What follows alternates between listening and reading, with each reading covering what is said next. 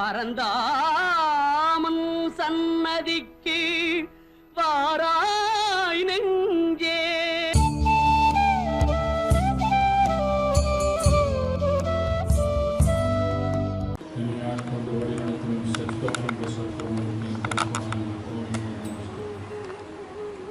அன்பான பக்தர்களே, இன்று குருவாரம் வியாழக்கிழமை மிக முக்கியமான ஒரு நாள்.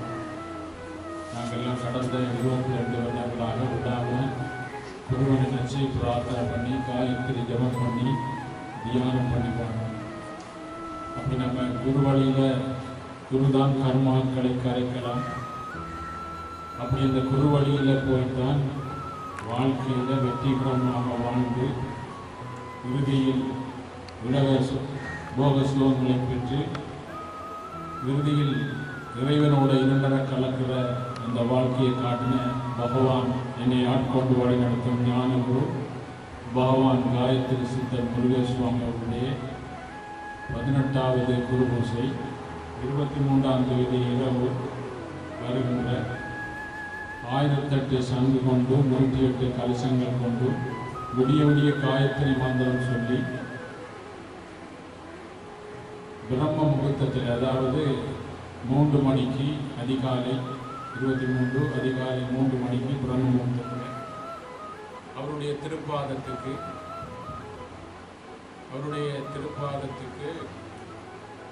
எங்களுடைய திருக்கரங்களால் அபிஷேகம், அதாவது எங்களுடைய பாருங்க, இந்த உலகத்தில் நடமாடும் எங்களுக்கு பெரும் பாக்கியம் சொன்னால் இம்மண்ணில் நடமாடுன அந்த பகவானுக்கு எங்களுடைய கரங்களால் அவருடைய திருப்பாதத்துக்கு பிரம்ம முகூர்த்தத்தில் அபிஷேகம் பண்ணுற பெரும் பாக்கியம் சொன்னால் இமயம் முதல் குமரி வரை இன்றைக்கு கடவுளை தேடிக்கொண்டிருக்கிற மகா ஞானிகள் மத்தியில் எங்களுக்கு பல அவதாரங்களை பண்ண பகவான் செல்வன் நாராயணன் காயத்ரி சித்தராக அவதாரம் பண்ணி இம்மண்ணில் நடமாடி இம்மண்ணில் எங்களுக்கு நினைப்பதற்கு ஒரு பெரும் பாக்கியம் கிடைச்சி அவருடைய அடிச்சுவட்டை பின்பற்றி அவரிட்ட கட்டளையை சிறமை கொண்டு இந்த தெய்வீக பணியை செய்து கொண்டு வரும்போது இம்மண்ணில் அவருடைய அந்த அருளை பெறுவதற்கு எங்களுக்கு பெரும் பாக்கியம் கிடைச்சா இந்த மண் ஏதோ பூர்வ என்பதில் புண்ணியம் செய்த மண்.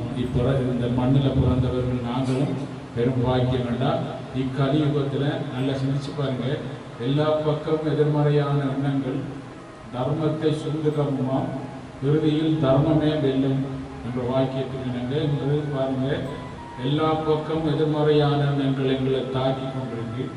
நோய் நொடி வறுமை சாக்காடு எங்கே போனாலும் துன்பங்கள் வேதனைகள் எங்களுக்கு பாருங்க, படுத்தா காலையில் எழும்பம் என்று சுவர் இல்லாத பாருங்க எதிர்மறையான சிந்தனை உள்ள இந்த உலகத்தில் நாங்கள் வாழ்ந்து கொண்டிருக்கும் போது எங்களுக்கு பாருங்க அதிலிருந்து வெளியே வாரத்துக்கு பெரும் பாக்கியம் கிடைச்சிருக்கு. எங்களுக்கு மட்டும்தான் பாருங்கன்னா மகாபாரத்தில் எத்தனையோ அக்ரோணி படைகள் பாருங்க கிருஷ்ணன் வந்திருக்கும் போது எத்தனையோ அக்ரோணி படைகள் பாருங்க எல்லாரும் பாருங்க துரியோதனன் பக்கம் தான் சேர்ந்தார்கள். அவன் எதிர்மறையான எண்ணங்கள் கொண்ட கலியுகம் ஆரம்ப கட்டம், இப்போ கலியுகம் பாருங்க முடிவு கட்டம். இப்போ அதை விட கூடிய பாருங்க அக்ரோணி பாருங்க தன்மை கொண்ட எதிர்மறையான சிந்தனை உள்ள இந்த உலகத்தில் பாண்டவர்கள் கொஞ்சம் பேருக்கு பாருங்க அந்த எவ்வளவோ எத்தனையோ ஆயிரம் பாருங்க எதிர்மறையான எண்ணங்கள் கொண்ட இடத்துல பாண்டவர்களுக்கு பாருங்க பல துன்பங்கள் வந்தாலும் அவர்கள் தர்மத்தை பக்கம் கடவுள் அவர்களோட இருந்தார்கள். அதே மாதிரி பாருங்க எங்களுக்கு இந்த கலியுகத்துல கடவுள் பக்கம் நாங்கள் இருக்கிறதுக்கு எங்களுடைய கடவுள் இருக்கிறார்.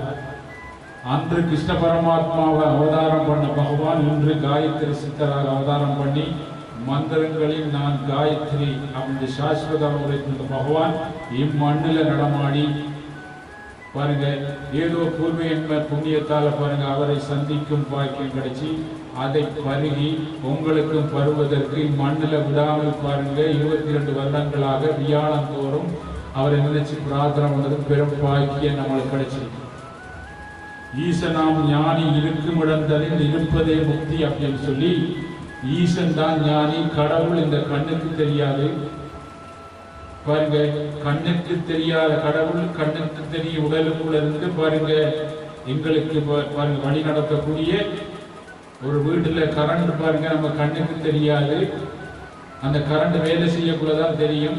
அந்த கரண்ட் பாருங்க போறதுக்கு வயர் போற மாதிரி பகவான் ஏதோ பாருங்க பல எண்மாதி ஜென்மங்கள் செய்த ஒரு தர்மத்தால அந்த வயர் மாதிரி அடியனை போலவர்களை தேர்ந்தெடுத்து அவர்கள் பாருங்க அந்த விண்ணிலிருந்து அந்த சக்தியை கொடுத்து இந்த மண்ணுக்கு அந்த சக்தியை கொடுக்க சொல்லி ஒரு வழிகாட்டிகளாக அடிக்கடி குருமார்கள் வருவார்கள்.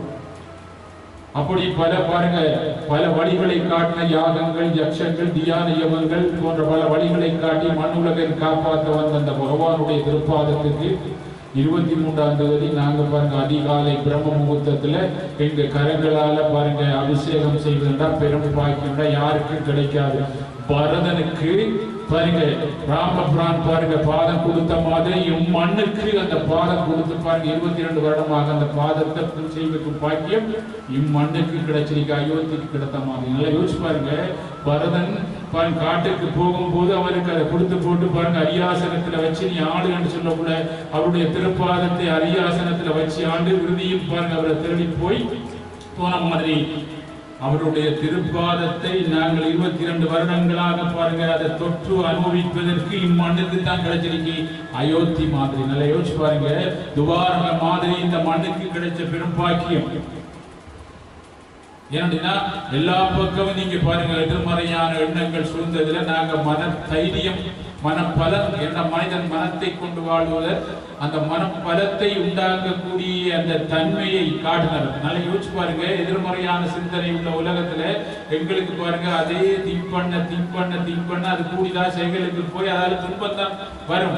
ஆனா இன்னொன்று எங்களுக்குள்ள இருக்கு, இந்த பக்கம் நீ சார்ந்து போய் இப்படி வந்தால் இதுல இருந்து வெற்றி அடையலாம், இது மூலம் இதை கரைக்கலாம், அந்த வழியை காட்டின அந்த வழி கிடைச்சிருக்கு, அது விளங்கிருக்கு கொஞ்சம் உண்டானே மண்ணுக்கு. நல்லா யோசிச்சு பாருங்க.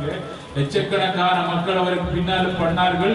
எங்களை போல நாங்க 9 பேர் அவருடைய பயிற்சி பண்ண பாருங்க. நவநாத சித்தர், சின்னான குட்டி, பெரியான குட்டி பாருங்க சித்தி பெற்று இம்மண்ணுக்கு இலங்கை மண்ணுக்கு அனுப்புவதற்கு அவருடைய குருநாதர் இங்க அனுப்பினார்.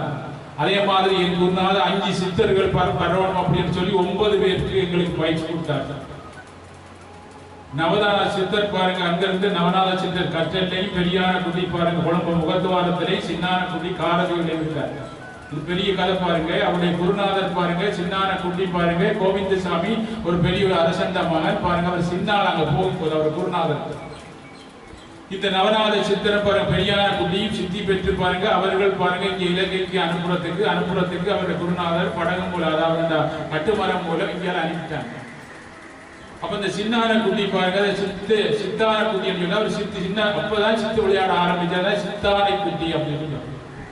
அப்ப பாருங்க அக்கறையில பாருங்க இருந்து இவருக்கு இடமில்லை அப்படி நெல்லுன்னு சொல்லி போட்டு இக்கரைக்கு வந்து சேரும் போது சித்தான குட்டி இக்கரையில நிக்கிறாரு.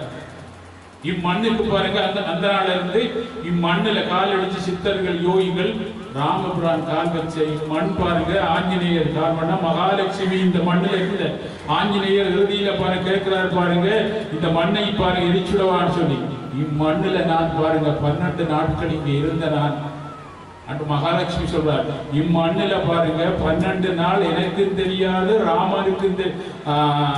ராவணனுக்கு தெரியாது, தெரியாமல் பாருங்க ஏதோ ஒரு பாருங்க எங்களை இந்த மண்ணில வீட்டில் இருந்தோட்டா இந்த மண் புண்ணியம் செய்த மண் நான் இந்த மண்ணுல மகாலட்சுமி பாருங்க இந்த மண்ணுல அவங்க தெரியும் போது சொல்றாங்க இங்கே நான் 12 நாட்கள் பாருங்க இங்கே இருந்த நான் இருந்த இடத்துக்கு இது பண்ணப்படா ஆஞ்சநேயா அப்படின்னு சொல்றாரு.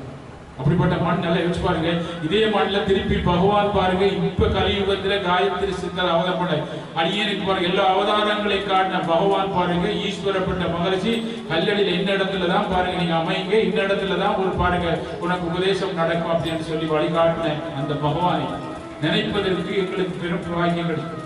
அப்படி பாருங்க இங்க வந்து இறங்கும் போது சித்தான குட்டி இங்க வந்து நிற்கிறார் பாருங்க. அப்ப சித்தான குட்டி இங்க வந்து இறங்கினோடனே அவர் தான் காரதியில் இருந்தாரு பாருங்க. நவநாத சித்தர் பாருங்க எங்க கற்றல்ல இன்னைக்கு அவரு சமாதி நிதி பெரியான புத்தி கொழும்பு முகத்துவாரத்தில் இருக்கு. இம்மண்ணில் பாருங்க அவர்கள் இருந்தாலும் யானை குருநாதர் இருந்தாலும் 1000 பொன் செத்தாலும் 1000 பொன் அவர்கள் இங்கே வீற்றிருக்கிறார்கள். அப்படிப்பட்ட மண்ணில் இந்த மண்ணுக்கு அடிக்கடி பாருங்க யோக சுவாமி இருந்து எல்லா ஞானிகள் எல்லாம் இந்த மண்ணில் காலடித்து வச்ச மண்ணில் பகவானே பாருங்க காலடித்து வச்சு பகவானே மண்ணில் இருந்து கொண்டிருக்கார். இப்போ நல்லா யோசிச்சு பாருங்க, இப்பவும் அவர் இங்கே தான் இருக்கிறார். இந்த மண்ணில் இருந்து வீட்டிலிருந்து அந்த செல்வன் நாராயணனை மண்ணில் பாருங்க வீட்டிலிருந்து வழிகாட்டக்கூடிய அந்த தன்மை இந்த மண்ணுக்கு கிடைச்சிருக்கு. இந்த மண்ணில் பாருங்க அவருக்கு பரதனுக்குமாய் அபிஷேகம் பண்ண கலியுகத்தில் அன்று ஆரம்பிக்கும் போது மகாபாரத காலத்தில் அபிஷேகம் பண்ணாம எங்களுக்கு பெரும் பாக்கியம் இருக்கு. ஏன்னா நம்ம எல்லாம் ஒரு பிரச்சனையா வந்திருக்கோம், ஒவ்வொரு துன்பங்களா வந்திருக்கோம். எதிர்மறையான சிந்தனை எந்த நேரம் தாக்கி கொண்டிருக்கிற பாருங்க எங்களுக்கு அம்மிக்கு அடிக்கடிக்கே பாருங்க அம்மி நகரம் பண்ற மாதிரி எங்களுக்கு எதிர்மறையான சிந்தனை முடிஞ்சா இருந்து பின்னேறம் மட்டும் நெகட்டிவான சிந்தனை அடிச்சு கொண்டிருக்கும் போது அந்த அடியில பாருங்க எங்களுக்கு பாதிக்காம இப்படி ஒரு வழியை எங்களுக்கு இங்கே கொடுத்திருக்கிறார் சொன்னா பெரும் பாக்கியம். அதை யோசிச்சு பாருங்க, ஒரு கோபம் ஒரு சக்தி, அந்த கோபம் அந்த சக்தி வந்து அதை பாருங்க நாங்க திங்க் பண்ணி அந்த கோபம் கூடனா உங்களை ஜெயிலுக்கு கொண்டு வச்சு ஒரு சிறைக்கு நான் ஒரு உதாரணத்தை சின்ன உதாரணத்தை கொண்டு வச்சுக்கொள்வோம். அப்படி போனுடைய பாருங்க கொஞ்ச நேரத்தால அந்த சக்தி உங்களை விட்டு போய்த்தரும். போனுடைய பாருங்க நாங்க அழுறோம், வெளியே வரையிலாம அழுறோம். இப்ப நாங்க இந்த கோபம் வரும்போது பொறுமை சகிப்பு தன்மை எங்களுக்கு வரும். அப்ப இந்த பொறுமை சகிப்பு தன்மை எங்களுக்கு சும்மா வராது பாருங்க. நெகட்டிவான சிந்தனை உள்ளவர்களுக்கு பொறுமை சகிப்பு தன்மை நெகட்டிவான எதிர்மறையான சிந்தனை நமக்கு வாரன்னு சொன்னா பொறுமை சகிப்பு தன்மை வராது. ஏன்னா அந்த எதிர்மறையான சிந்தனை எங்களுக்கு வாரன்னு சொன்னா மனசக்திக்கான மனிதன் மனத்தை கொண்டு வாழ்றோம். மனத்துக்கு பேர் தான் மனிதன். உங்களுக்கு எல்லாம் ஏற்கனவே விளக்கப்பட்டது. அந்த மனத்துல பாருங்க இங்க சக்தி வந்தோடனே சக்தி குறையும் போது மனப்பலம் குறையும் போது அவன் கீழான எண்ணங்களை ஈர்த்தெடுக்கக்கூடிய தன்மை இருக்கு. நல்லா யோசிச்சு பாருங்க, ஒரு காலத்துல நான் உங்களுக்கு உபதேசம் பண்ணா முதல் நாங்க ஒரு பிளாக் அண்ட் ஒயிட் டிவி முதல் இங்க ஆரம்பிக்கும் போது பாருங்க வரும்போது இலங்கை மண்ணுக்கு பிளாக் அண்ட் ஒயிட் டிவியை தான் வந்த ஒரு காலத்துல நாங்க ஒரு காலத்துல 9ஆம் ஆண்டு படிக்கும் போது அப்ப பாருங்க அது வரும்போது ஒரு சின்ன ஆண்டனா தான் கொடுத்தாங்க. இப்ப வர டிவி எல்லாத்துக்கும் இருக்கிற மாதிரி சின்ன அந்த ஆண்டனாவில் பாருங்க நாங்க பாருங்க டியூன் பண்ண அந்த சேனலும் அது வேலை செய்யாது, கிளியர் 1-2 தான் வேலை செய்யும். ஆனா வேற அலைகள் தாக்கும். ஏன்னா அந்த ஆண்டனாவுக்கு வார அலைகளை தாக்கி அதை தாங்கி நாங்க டியூன் பண்ற அந்த சேனலை பாருங்க கொடுக்கக்கூடிய தன்மை அந்த ஆண்டனாவுக்கு பலன் காணும். அதுக்கு பிறகு மிச்ச நாளைக்கு பிறகு பூஸ்டர் வந்தது. கலர் டிவி எல்லாம் வரும்போது பூஸ்டர் வந்து அறிமுகப்படுத்தினாங்க மண்ணுக்கு. அப்ப வரும்போது பாருங்க சில சேனல்களை டியூன் பண்ணும்போது சில அந்த அலைகளை தடுத்து நம்மளுக்கு அது தரக்கூடிய தன்மை இருந்து அதுக்கு பிறகு பாருங்க டிஸ்கந்தனா வந்து இப்ப பாருங்க நாங்க இங்கிருந்து கொண்டே சேட்டலைட் எல்லாத்தையும் பார்க்கக்கூடிய அந்த அளவுக்கு விஞ்ஞானம் வளர்ந்து இருக்கு. யோசிச்சு பாருங்க.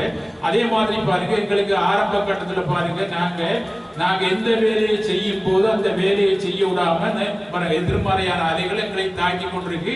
அது எங்களுக்கு பல புறவிகள் இங்க பிறந்த சித்தத்திலையும் இருந்து எங்களுக்கு சரியா கடமையாற்ற முடியாது, வெளியிலையும் வர.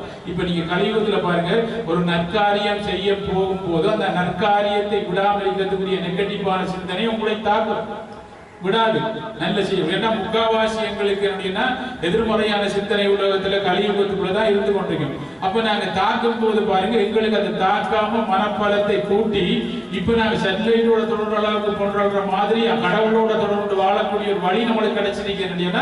அதை நாங்க அனுபவிச்சு கொண்டிருக்கோம்டா. எவ்வளவு நாள் நீங்க ஒரு பிரச்சனையை வந்து கொண்டிருக்கும் போது பாருங்க என்ன நாங்க டியூன் பண்ண முடியாம அலைகளில் இருக்கிற மாதிரி எங்களுக்கு வாழ முடியாம பிரச்சனையா இருக்கும் போது நாங்க பாருங்க ஒரு குருவிட்ட வந்தோடனே அந்த குருமுகம் பாரு குரு எங்களுக்கு காட்டினார் உன்னுடைய சக்தி காணாது, சக்தி குறைபாடு தான் உனக்கு துன்பத்துக்கு காரணம். சக்தி குறைபாடால நீ எல்லாத்தையும் பாருங்க செலவழிச்சு விட்டா உன்னுடைய சக்தியை உன் மனம் பாருங்க இயங்க முடியாத இருக்கும் போது உன்னால கடமையாற்ற முடியாத பட்சத்துல இங்க வாரா நீ இப்படி கவனி என்னும் போது அந்த குருவிட்ட நாங்க சொல்றோமா கேட்கும் போது எங்க பிரச்சனை தீர்த்து போகுதுன்னு நான் என்ன செய்து இந்த சக்தி குறைபாடு தான் இந்த துன்பத்துக்கு காரணம். இந்த சக்தி குறைபாடுனால தான் எங்களுக்கு பொறுமை சகிப்பு தன்மை வராது வரல அப்படின்னு அங்க கண்டுபிடிக்கலாம். உதாரணம் அப்ப இந்த சக்தி பொறுமை சகிப்பு தன்மை இல்லத்தால பாருங்க ஒரு பாருங்க ஒரு எங்களை கொண்டு வழி நடத்தக்கூடிய சக்தி எங்களுக்குள்ள இருக்கி ஆன்மாவாக கடவுளா இருக்கிறாரு.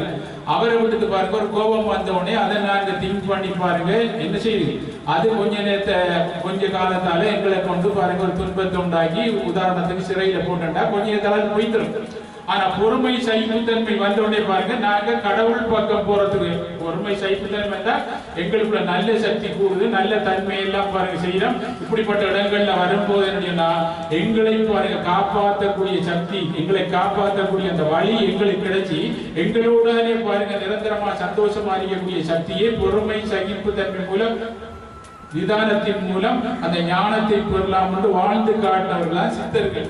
அப்ப இந்த துன்பங்கள் வரும்போதெல்லாம் அவர்கள் இதை கண்டுபிடிச்சவர்கள் என்ன செய்தார்கள், அடிக்கடி இங்க வந்து நவராத சித்தர்கள் பாருங்க சின்னான குட்டி பெரியான குட்டி வந்த மாதிரி என் குருநாதர் வந்த மாதிரி பகவான் இங்கே வந்து அடிக்கடி மக்கள் துன்பப்படும் போதெல்லாம் அவருடைய குருநாதர் பாருங்க இங்கே அவர்கள் வழிகாட்டினார். அப்படிதான் என் குருநாதர் இங்கே வரும்போது நாங்கள் 9 பேர் பாருங்க அதுல இது பண்ணினோம்.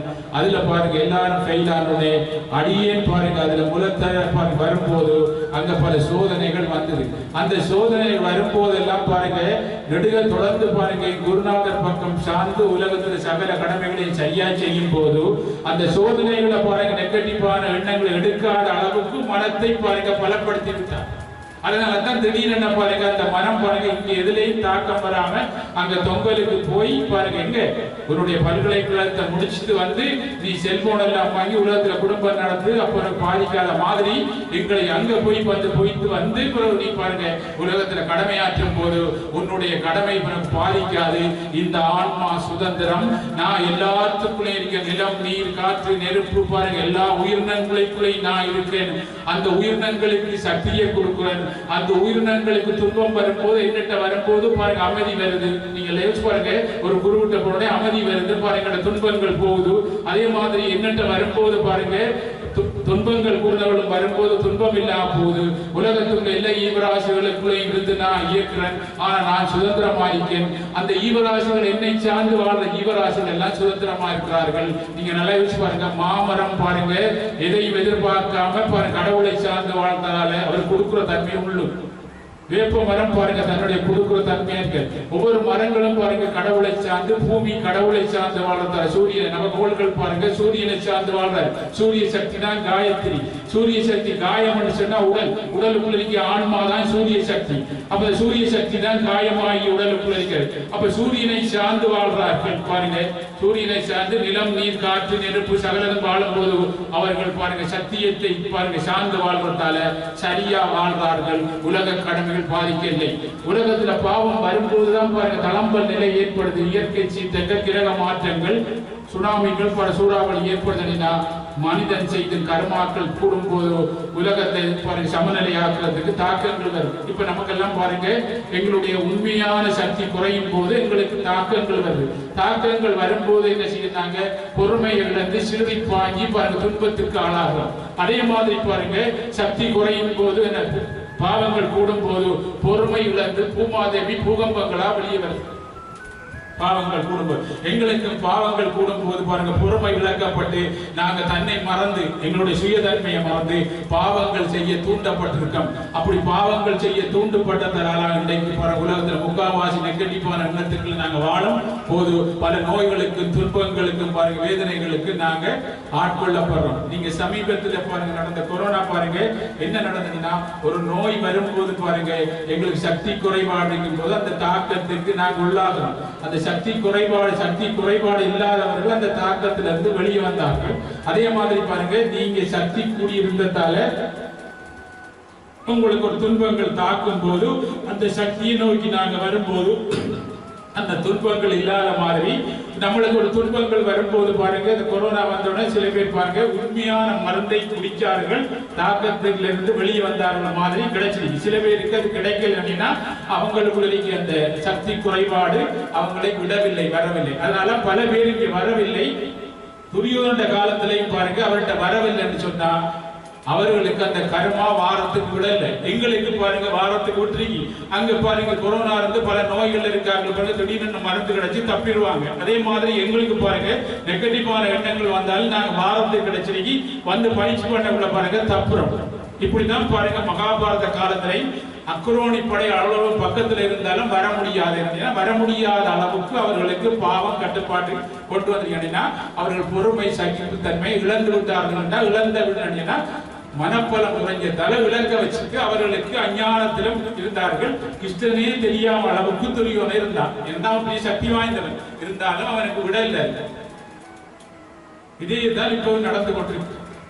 அப்ப இந்த பொறுமை சகிப்புத்தன்மை வாரத்துக்காக பொறுமை சகிப்புத்தன்மை வரணும்னா உங்களுக்கு பாருங்க ஏன் வருதல்னா நீங்க பாருங்க என்ன செய்யணும், கடவுள் பக்கம் சார்ந்து வாழுங்கள். ஏன்னு பொறுமை சகிப்புத்தன்மை வராட்டி என்ன செய்யும் அதை யோசிச்சு பாருங்க. கிட்டத்துல நீங்க சமீபத்துல அதிகமானார்கள் சக்தி குறைபாடு உள்ளவர்களுக்கு பாருங்க இந்த பாம்பு மாதிரி ஆடினார்கள். அது பாருங்க கொஞ்ச நாள்ல பாருங்க அது போயிடுச்சு.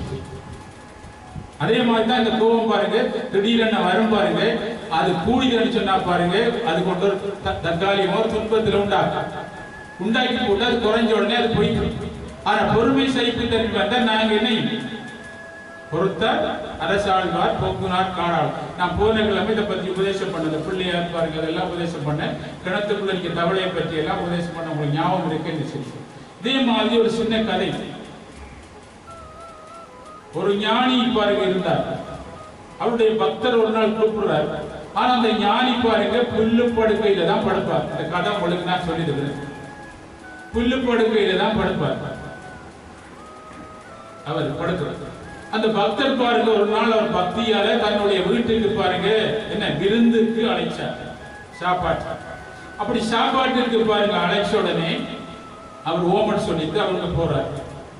அந்த பக்தர் பாருங்க அவருக்குரிய எல்லா சாப்பாடும் ஒழுங்கு பண்ணி சாப்பாடு சாப்பிட்ட உடனே நைட் ஆகிற உடனே அவர் தங்குற அந்த வீட்டுல தங்குறாரு. அன்று இரவு பாருங்க ஃபுல்லா மழை பெய்யுது.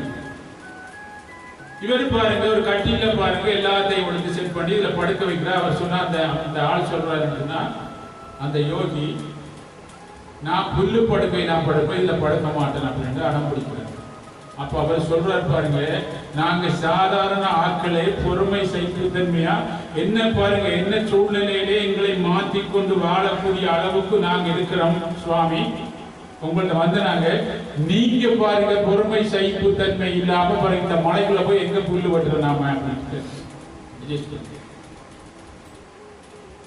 அப்ப இந்த பொறுமை சகிப்புத்தன்மை பாருங்க இருந்திருந்தா என்ன செய்வா பாருங்க நாங்க இடத்துக்கு ஏற்ற மாதிரி தன்மைக்கு ஏற்ற மாதிரி அதுக்கு ஏற்ற மாதிரி நாங்க என்ன செய்யலாம், அதுக்கு ஏற்ற மாதிரி நாங்க அட்ஜஸ்ட் பண்ணி போகலாம். இப்ப நல்லா யோசிச்சு பாருங்க உங்க காரியாலயத்துக்கு நீங்க போறீங்க.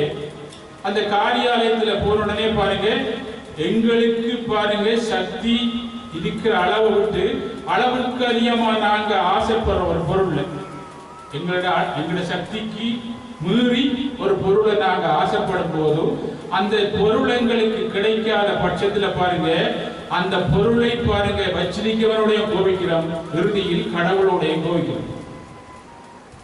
யோசிச்சு பாருங்க இப்ப நாங்க இங்க வருவோம் எங்களுக்கு பாருங்க அளவுக்கு அதிகமா பிரச்சனை இருக்கு. உடனே முடியாடி இந்த சாமித்த போல முடியல டேச்சுறோம். யார் செய்விக்கிறார் அந்த மனப்பலம் குறைஞ்சவர் செய்விச்சு இன்னும் பாருங்க முடியாத அளவுக்கு பாவம் செய்யறதுக்கு காரணம் அதுதான் இந்த பொறுமை சகிப்புத்தன்மை தான். அப்ப நம்ம அளவு எங்களுடைய சக்திக்கு மீறி நாங்க ஆசைப்பட்டு அது கிடைக்காத பட்சத்துல எங்களுக்கு பாருங்க என்ன பொறுமை சகிப்புத்தன்மை இழக்கக்கூடிய கோபம் வருது.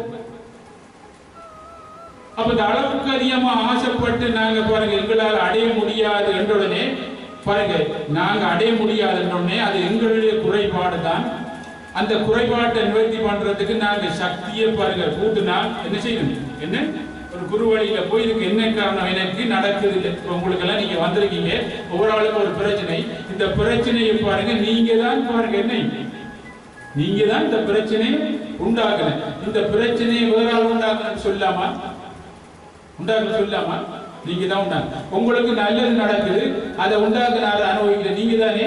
அதுக்கு சொல்றோமா இன்னொரு ஆள் தான் எனக்கு நன்மையை செய்விச்சான்னு சொல்லுவோமா எப்படினானே எல்லாத்துக்கும் அவர் கடவுள் தான் காரணம் நான் இல்லை அப்படின்னு சொல்லிக்குமா. நல்லா வந்தா நான் தான் காரணம் சொல்றோம். நமக்கு நல்லது நடக்காட்டி பாருங்க இன்னொரு ஆளை கை நிறுத்தி அவர் தான் வராலாம் அப்படின்னு சொன்னா இல்லாட்டி என்ன செய்யும் இன்னொரு ஆள் பேசாம இருக்காரு. யாரு எவ்வளவு பேசினாலும் பிள்ளையர்மை கடவுள் அவருக்கு தான் நம்ம யோசிச்சு பாருங்க. இவர் ஒருவன் பேசாம இருக்கிறானோ அவனுக்கு தான் பாருங்க என்ன நாங்க குட்டுவோம். அதுக்கு தான் பிள்ளையாரை குட்டுங்கடா அப்படின்னு சொல்லி அந்த ஆள் பேச மாட்டாரு. நீ எவ்வளவு குட்டினாலும் அந்த குட்டிட்டு போ. அப்ப அவரை குட்டுற மாதிரி நீ போயிட்டு வா காப்பாத்துவா அப்படின்னு சொல்ற மாதிரி நீ குட்டுறா அப்படின்னு சொல்லுவாங்க, காதை பிடிச்சு பிடிச்சு போட்டு குட்டு அப்படின்னு. அப்படி மாதிரி பாருங்க. அப்ப எங்களால பாருங்க, எங்களால நாங்க ஒரு பெரிய ஒரு விஷயத்தை மனப்பலம் குறைஞ்சி ஆசைப்படுறோம், எங்க சக்திக்கு மீறி அது கிடைக்காத பட்சத்துல பாருங்க இன்னும் எங்களுக்கு கோபத்தை உண்டாக்கி பாவம் செய்யறது காரணம் ஆறு நாங்க. இப்ப நாங்க பாருங்க, எங்களுக்கு பாருங்க நாங்க தான் காரணம் அப்படின்னு சொல்லி நாங்க தேடணும்.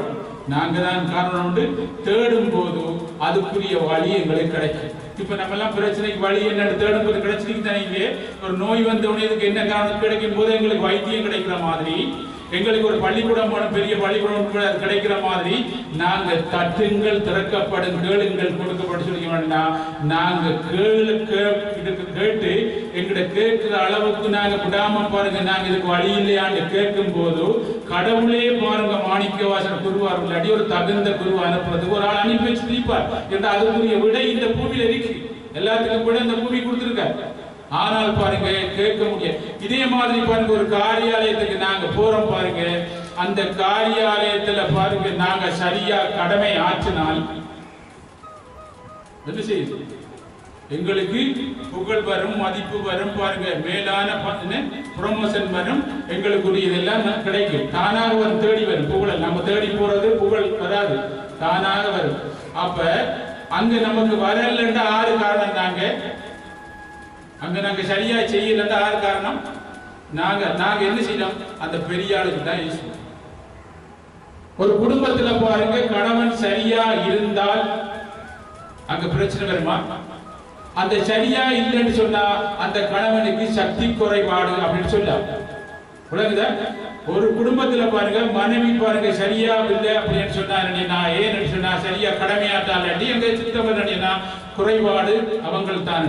அப்ப நாங்க ஒவ்வொரு ஆளும் பாருங்க ஒவ்வொரு காரியங்கள் செய்யுது. ஒரு படிப்புல ஒரு பிள்ளை பாருங்க சரியா இல்லை அப்படின்னு சொன்னா என்ன செய்யும், அவ ஃபெயில் பண்ற. அதுக்கு பாருங்க வேற ஒரு நாம எதை சொல்றோம், அவர் சரியில்லை, இவர் சரியில்லை, டியூஷன் சரியில்லை அப்படின்னு சொல்றோம். அது இல்லை, நாங்க தான் காரணம். இப்ப மகாபாரதத்துல பாருங்க ஒரு இது நீங்க எல்லாம் பார்த்திருப்பீங்க பாருங்க, போர் நடந்து கொண்டிருக்கு. அவர்கள் தோற்று போயிட்டார்கள் என்ன செய்வார்கள், யாரையும் குறை சொல்லல. அவர்கள் போயிருந்து பாருங்க ஈஸ்வரனை நோக்கி தவம் பண்ணார்கள். இப்போ உங்களுக்கு பாருங்க ஒரு குறைபாடு இருந்தது, நீங்க பாருங்க அந்த குறைபாடை தவம் பண்ணோடனே போய்த்தானே இங்க வந்து யோசிச்சு பாருங்க, நான் என் குருநாதர்கிட்ட போய் தவம் பண்ண போயிட்டேன். இதே மாதிரி தான் மகாபாரத காலத்துல பாருங்க அவங்களுக்கு பாருங்க என்ன அஸ்திரம் விட்டார்கள், அவர்கள் வெற்றி அடையவில்லை. அவர்கள் வெற்றி அடையோட தான் விட்டார்கள். சில பேர் வெற்றி அடையாடி என்ன செய்தாங்க, குறைபாடு எங்கள்ல தான் சொன்னாங்க. அவர் வழிகாட்டின குருவுக்கு மேசில்லை. யாரு குருக்கு? துரோணாச்சாரியாருக்கு துரியோனேஸ்வரா பாருங்க இல்ல, அர்ஜுனன் பாருங்க தான் முதல் மாணவன் அர்ஜுனனோட பாருங்க புறப்பட்டார். துரோணாச்சாரியோட கோவப்பட்டாரா? இல்ல. என்ன உள்ளார உண்டாதான் படிச்சவங்க. ஏன்னா குறைபாடு தனக்குள்ளதான் இருக்கு அப்படின்னு நாங்க அறிஞ்சிட்டோம்னா என்ன செய்வோம், அதுக்குரிய வழி பண்ணுவோம். இப்ப உங்களுக்கு எல்லாம் பிரச்சனை வந்த நாங்க குறைபாடு இருக்கு எங்களுக்குள்ள ஏற்றுக்கொண்டவர் தான் நீங்க வந்தீங்க. பிரச்சனை எங்களுக்கு தான் ஏற்றுக்கொண்ட வந்த உடனே அந்த குரு சொல்றதை நாங்க ஏற்றுக்கொண்டு பாருங்க தவம் பண்ணும் போது சக்தி கூட உடனே எங்களுக்கு குறைபாடு போயிடுச்சு. இப்ப நீங்க காலையில தியானம் பண்ணி பாருங்க, உங்களுக்கு தெரியாமலே பாருங்க சக்தி கூடும். அந்த நாள் ஃபுல்லா பாருங்க நீங்க காப்பாற்றப்படுவீர்கள். அன்றைக்கு கொண்டு நடக்காது உங்களுக்கு, ஏன்னா உங்களை தெரியாமலே காப்பாற்று. ஏனென்றா ராமகிருஷ்ணன் சொல்லிய உணர்வுள்ள பொருளை நீ நினைக்கும் போது உணர்வற்ற தன்மை வராது. அந்த உணர்வற்ற தன்மை எப்படி வரா, உணர்வுள்ள பொருளை நீ நினைக்காம உணர்வற்ற பக்கம் பாருங்க உலகத்து பக்கம் நீ பாவம் செய்யும் போது உன்னுடைய மனம் பலம் குறையும். உன்னுடைய மனம் பலம் குறையும் போது பாருங்க உன்னுடைய உடலை இயக்குறதுக்கு ஆன்மாவுல இருந்து அந்த உணர்வுல இருந்து சக்தி எடுக்கல அளவுக்கு உன் மனத்தை நீ இந்த பக்கம் செலவழிச்ச உடனே அப்பதான் உனக்கு விபத்துக்கள் உனக்கு பாருங்க விதி என்பது வேலை செய்ய ஆரம்பிக்குது. ஏன்னா உன் சித்தத்தில் நீங்க பாவம் பாருங்க உன்னை எந்தெந்த டைம்ல என்னென்ன செய்யணும்னு பார்த்து கொண்டிருக்கு. அந்த உணர்வு சக்தி குறையும் போது உனக்கு அது வேலை செய்ய ஆரம்பிக்குது. உணர்வுள்ள பொருளை நீ நினைக்கும் போது இந்த உணர்வற்ற தன்மை வராதுன்னு சொல்லி காலையில் எழுப்பி நான் 4 மணிக்கு பிரம்ம முகூர்த்தத்துல உணர்வுள்ள பொருளை நான் நினைக்கிறதுக்கு வழிகாட்ட ஒரு குரு. என்றால் அந்த குருவுக்கு உணர்வுள்ள பொருளை விடத்தலை கேட்டு காட்டுவார். ஏன்னா அவர் போயிட்டு வந்தவர், அவர் உணர்வு, அவர் தான் ஆன்மா. நம்ம அந்த அதான் குரு. இதான் ஆதிசங்கர் சொல்லிக்காரு, உன் குருவி அந்த நிற்கிறார் குரு, உன் குருவின் பாதத்தில் அசைக்க முடியாத பக்தி வச்சாயானாய் காண்பாய் உன் உள்ளத்தினுள்ளே இந்த உலகையாளும் பரமதேவன் ஒளிமை காட்சி. அண்டத்தில் ஆதிசக்தியாகவும் பிண்டத்தில் ஆத்ம சக்தியாக இருக்கிற அந்த ஆன்மா தாண்டா அந்த குரு அப்படின்னு சொல்லி தொட்டு நீட்டு காட்டுறாரு. உன் குருவின் பாதார கமலத்தில் அசையாத பக்தி வைப்பாயானாய் காண்பாய் இந்த உலகையாளும் பரமதேவனின் ஒளிமையை காட்சி. நல்லா யோசிச்சு பாருங்க, சிந்திச்சு பாருங்க. அண்டத்தில் ஆதிசக்தியாகவும் பிண்டத்தில் ஆத்ம சக்தியாகவும் இந்த ஆன்மா தான் அங்க குருவா வந்திருக்கிறார். அப்ப அந்த குருவை பாருங்க, நாங்க எழுப்பி இந்த ஆன்மா உணர்வாகி ஆன்மா தான் குருவா வந்திருக்க. அவர்கிட்ட வந்து பாருங்க, காலையில 4 மணிக்கு நாங்க காயத்ரி மந்திரம் சொல்லி நம்ம சுவாசத்தை கவனிச்சு ஒரு 10-15 நிமிஷம் அடிப்பட்டு கூடி போகல அரை மணித்தியாலும் அப்படி இல்லை நம்ம கவனிச்சு வந்த உடனே அன்றைக்கு ஃபுல்லா பாருங்க, நீங்க போற காரியத்துல எந்த தடை இருந்தாலும் பாருங்க உங்களுக்கு என்ன செய்யும், விபத்துகள் துன்பங்கள் வரா பாதுகாக்கும். இதைத்தான் கனவு நிலை, விழிப்பு நிலை, உறக்க நிலை, இம்மூன்று நிலையிலே உனக்குள்ள இருந்து நான் உணர்வார்ந்து பாதுகாக்கிறேன். என்னை நீ பாருங்க, அடிக்கடி பாருங்க, என்னை 2 நேரம் உண்டாம கவனிச்சு சொன்னா என்ன செய்யும், கனவு நிலை, விழிப்பு, உறக்க நிலை 3 நிலையிலே உன்னை பாதுகாப்பேன். இப்ப நாங்க நினைக்காமலே பாதுகாக்கிறாரு. ஏன்னா நினைச்சா பிடிப்பாரு, அவன் அருளாலே அவன் தான் மணி. நீ ஒரு ஆளை நினைச்சா தான் அவர் அவனை நினைப்பார். ஒரு ஆளுக்கு நீ அன்பு காட்டினா தான் அவர் அன்பு காட்டுவார். நீ என்னத்தை இந்த உலகத்துக்கு எறியோ அது டபுளா உன்னை நோக்கி வரும். அதுக்கு தான் நான் அந்த அமெரிக்கா கதை சொன்ன பாருங்க, ஒரு பால் கிளாஸ் இறுதியில் பாருங்க நோயாளியா காப்பாற்றப்பட்ட அந்த பில்லுக்குரிய பணம் ஒரு பால் கிளாஸ் பாருங்க பில்லா வந்து பாதுகாத்த மாதிரி. அதுக்காக நீ ஒரு தர்மம் செய்தி நான் ஒரு ஆளுக்கு சாப்பாடு கொடுத்தாலும் அது பல மடங்கா உன்னைத்தான் தேடி வருமப்பா. நீ ஒரு ஆளுக்கு பாவம் செய்தாலும் அது பல மடங்கா இந்த உலகத்துல உன்னைத்தான் தேடி வரும், வேற ஆட்களுக்கு போகாது.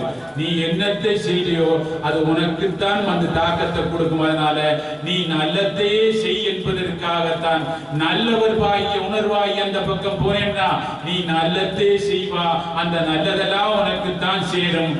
உன் பரம்பரையை காப்பா பாருங்க. தர்மத்தை நீ காப்பாற்றினால் உன்னை மட்டுமல்லப்பா உன் பரம்பரையே காத்து நிற்க வேண்டியனா அந்த பரம்பரையில ஒரு பற்று உனக்கு.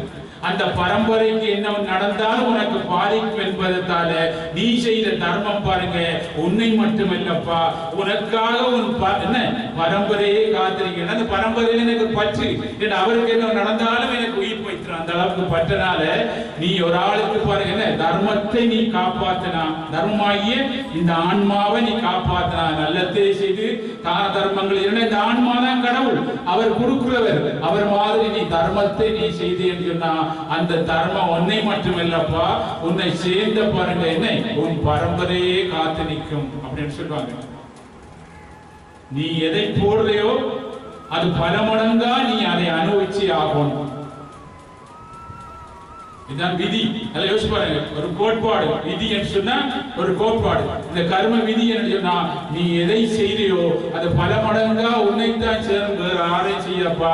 என் குருநாதர்கிட்ட நான் ஓடி ஓடி சேவை செய்து பாருங்க, விடாமல் நான் எல்லாத்தையும் ராப்பகலா செய்தேன்னு சொன்னா எனக்கு அப்பவே தெரியும்டா நாம் செய்தது எனக்கு திரும்பி வரும் என்று எண்ணத்தால் செய்யல.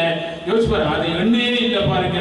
அந்த கடவுள் பாருங்க என்னென்ன செய்தாரோ அதெல்லாம் பாருங்க எதையும் எதிர்பார்க்காம செய்தாரோ. அதே மாதிரி எதையும் எதிர்பார்க்காம நீ கடமையாற்றும் போது உன்னுடைய கர்மாக்கள் கரைக்கப்படும். இறுதியில் நீ என்னையே வந்து அடைவா என்ற வாக்கியத்துக்கு இணங்க எங்களுக்கு வழிகாட்டினாரு. இறுதியில் பாருங்க அடியேன் பாருங்க அவரே அடைஞ்சி அவரோட வாழக்கூடிய அவர்கிட்ட கட்டளை செய்து இந்த உலகத்துல கர்மபூமியில எந்த இயற்கையும் தாக்காமல் எதுவும் தாக்காமல் எல்லா பேர்களையும் பாருங்க அனுபவிச்சு இறுதியில் என்னையே வந்து அடையக்கூடிய அந்த வழியை காட்டின அந்த பகவானுடைய திருப்பாதத்துக்கு 23ஆம் தேதி பாருங்க இரவு விடிய விடிய பாருங்க அந்த பகவான் நினைச்சு காயத்ரி மந்திரம் சொல்வார்கள். அங்கு இருந்தாலும் ஈசனாம் ஞானி இருக்கும் இடத்தில் இருப்பதே முக்தி. அதே மாதிரி பாருங்க அந்த இடத்துல போய் இருந்தாலே பாருங்க அந்த அருள் நம்மளுக்கு கிடைக்கும். ஈசனாம் ஞானி இருக்கும் இடம்தனில் இருப்பதே முக்தி மாதிரி அந்த ஈசனாகிய பரம்பரையாகிய பகவான் காயத்ரி சித்தர் முருகசுவாமி அவருடைய திருப்பாத 18வது குருபூசை பல அவதாரங்கள்ல பண்ண அந்த பகவானுடைய பாருங்க என்னன்னா கடவுள் பாருங்க எங்களை இந்த பூமிக்கு படைச்சு எல்லாத்தையும் தாரார்.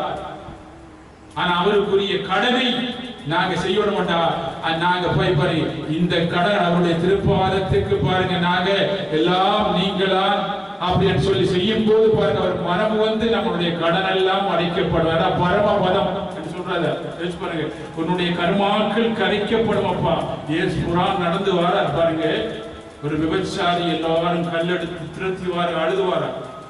அப்படியே பாருங்க அவர் ஏற்பிராண்ட காலில் விழுந்து பாருங்க அந்த கண்ணீர் அப்படியே அவருடைய பாதத்துக்கு அபிஷேகம் பண்ணும் போது பாருங்க கர்மாக்கள் கரைக்கப்பட்டு முக்தி நிலைக்கு போனார்.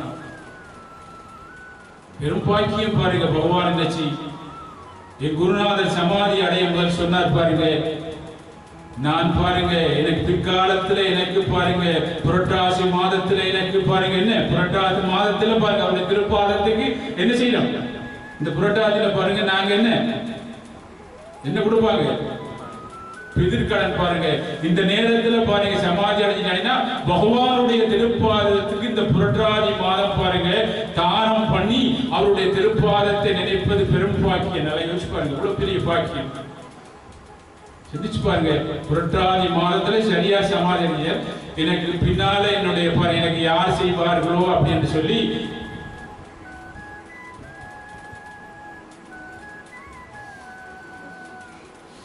என்னை பார்த்து கண்ணடிச்சு சொன்னார் பாருங்க. நாங்க மாணவராக இருக்கும் போது அந்த ஞாபகம் பாருங்க எனக்கு அப்படியே பாருங்க வந்து நான் விடாமல் பாருங்க உங்க எல்லாருக்கும் அந்த முக்தி நிலை கிடைக்கும். அப்பதுக்காக நாங்க அந்த ஆத்ம ஞானம் அப்படிங்கிற ஆத்மாவில் பிடிச்சிருக்க அந்த அழுக்கு இல்லாம போன்பதற்காக அந்த பகவான் அந்த இடத்துல எல்லாரும் செய்ய வைக்கிறதுக்கு தான் பெற்ற இன்பம் பெருக வையகம் உண்டு. நீ மட்டும் அந்த பேரை பெறாம உன்னை சார்ந்த எல்லோரும் பெறணும் என்று பாருங்க பெரும்பாக்கியம் செய்திருக்கார். அப்படிப்பட்ட பகவானை நினைச்சு நாங்கெல்லாம் பாருங்க செய்தா நாங்க இதுவரை செய்த கர்மாக்கள் எல்லாம் கரைக்கப்படும் நிச்சயம் பாருங்க. ஏனென்றா அவர் பல அவதாரங்களை பண்ணின பகவான் இப்பூமியில பாருங்க நடமாடி எங்களுக்கு காட்டின கடவுள். நாங்க படத்துல பார்த்து கும்பிடல பாருங்க, நடமாடும் கடவுளை நாங்க கும்பிட வேண்டாம். அர்ஜுனனுக்கு கிடைச்ச மாதிரி பரதனுக்கு சத்ருகனுக்கு ராமபுரான் கிடைச்ச மாதிரி எங்களுக்கு பாருங்க அந்த பகவானை நினைச்சு பிரார்த்தனை பண்ணுவதற்கு பெரும் பாக்கியம் கிடைச்சீங்கன்னா அவருடைய திருப்பரமபதத்தை அடையக்கூடிய அந்த பாதத்துக்கு எங்களுடைய மன அழுக்குகள் எல்லாம் எங்களுடைய ஆன்மா கிளியராத்துடைய ஆன்ம விதைகளை அதாவது அந்த ஆத்மா ஞான பீடம் ஆத்மா தன்னுடைய ஞானத்தை பெறக்கூடிய ஆத்ம ஞான பீடத்தில் இருந்து நாங்க அவருக்கு அபிஷேகம் பண்ண போறோம் அப்படின்ற பெரும் பாக்கியம் பாருங்க. யாருக்கும் கிடைக்காத பெரும் பாக்கியம். யோசிச்சு பாருங்க, இக்கலியுகத்துல பாருங்க யாருக்கு கிடைக்க அந்த பாதத்தை தொட்டு பாருங்க அபிஷேகம் பண்ணும் போது எங்களுக்கு மரண பயம் நீக்கப்படும், எங்களுடைய கர்மாக்கள் கரைக்கப்படும். இப்பூமியில் எந்த இயற்கையால எங்களுக்கு அழிவராத அளவுக்கு அந்த பரமபதம் நம்மளை காப்பாற்றும் பாருங்க. என்னை காப்பாற்றி கொண்டிருக்க பாருங்க அவர் பாருங்க எல்லோரையும் காப்பாற்றணும் என்று நினைச்சுதான் பாருங்க 22 வருடங்களாக அவரை பாருங்க அபிஷேகம் பண்ணி இப்புண்ணிய பூமியில பாருங்க இம்மண்ணு ஒரு பாருங்க பெரும் பாக்கியம் வேண்டா. பல மகான்களும் ஞானிகளும் ஸ்ரீமன் நாராயண அவதாரம் பண்ண மண்ணில பாருங்க நடமாடி மண்ணி இந்த மண்ணுக்கும் பாருங்க இந்த மண்ணில் வாழ்ந்தவர்களும் பாருங்க இதுவரை எந்த சரித்திரத்திலையும் பஞ்சமாக துன்பமாக வாழ்ந்த சரித்திரம் இல்லை. அப்படின்னா இது ஒரு புண்ணிய பூமி பாருங்க.